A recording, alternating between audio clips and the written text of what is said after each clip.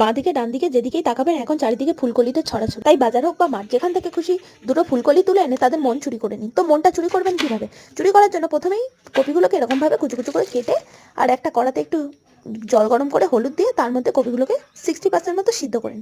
তারপর উনুনে আগুন দিয়ে কড়াটা বসিয়ে তারপর গরম কড়ায় তেল দিয়ে পেঁয়াজ কুচিগুলোকে 2 মিনিট মতো ভেজে তার মধ্যে রসুন, কারি পাতা আর কাঁচা লঙ্কা কুচি দিয়ে দিন। তারপর যখন রসুনের গন্ধ ছাড়বে, পাড়ার প্রতিবেশী হাঁকবে, তারপরে দিয়ে দিন দুটো টমেটো পেস্ট করে রাখা।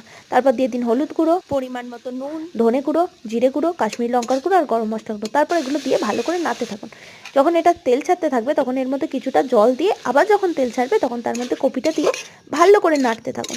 দেখবেন এই কপির মধ্যে থেকেও যখন তেল ছাড়া শুরু করবে তখন এর মধ্যে আরেকটু জল দিয়ে আর একটুখানি সামান্য ফুটলে তার মধ্যে এই কাঁচের ঢাকনাটা দিয়ে ঢেকে দিন। তারপর এটাকে 5 মিনিট মতো হতে দিন। তারপর 5 মিনিট বাদে এটাকে খুলে এই অসভ্য নামের পাতার কুচিটা দিয়ে আরো 2 মিনিটের জন্য ঢেকে এমন সুন্দর করে নামিয়ে পরিবেশন